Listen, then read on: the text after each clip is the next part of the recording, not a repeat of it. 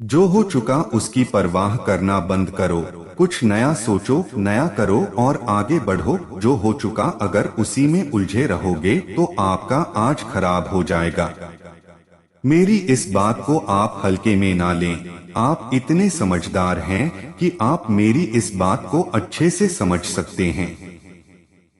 अगर आप वाकई पीछे घटने वाली घटनाओं को दिन रात अपने दिल और दिमाग में दोहराते रहेंगे तो आगे कुछ नया करने का निर्णय नहीं ले पाएंगे। जानते हैं ऐसा क्यों होता है?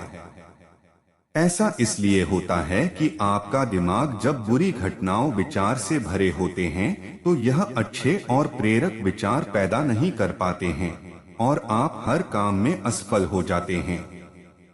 इसलिए मेरी मानिए, जो हो चुका उसे भूलकर एक नई शुरुआत करें। मान लीजिए एक कमरे में किताबों को एक विशाल ढेर लगा दिया जाए और आपको एक विशेष किताब का नाम बताया जाए और उस किताब को उस कमरे में लगे विशाल ढेर में से ढूंढ कर लाने को कहा जाए तो आपको कितना समय लगेगा? मुझे लगता है आपको बहुत समय लग जाएगा, है ना?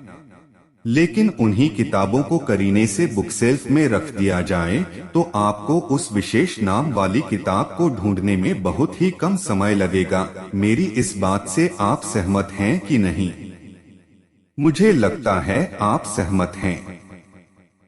जिस तरह से किताबों की ढेर से कमरा भरा है, ठीक उसी तरह से हमारा दिमाग विचारों के ढेर से भरा हुआ है।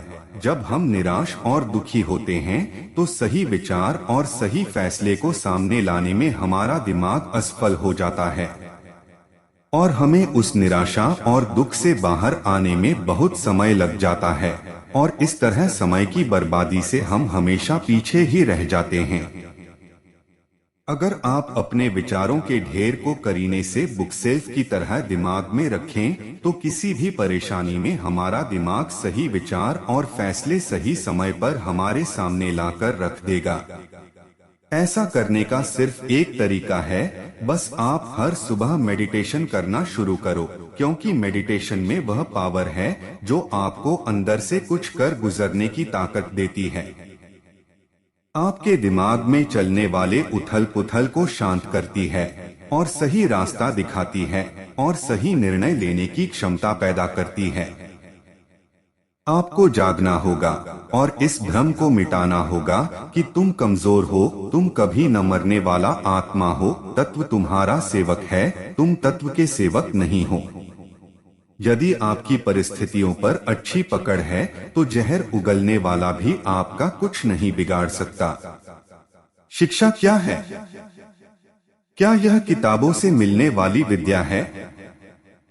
नहीं। क्या यह नाना प्रकार का ज्ञान है? नहीं, यह भी नहीं।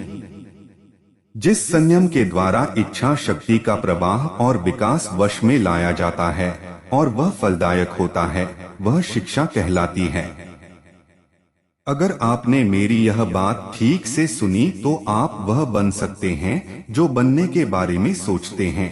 बस इन बातों को दिल और दिमाग में उतार लें।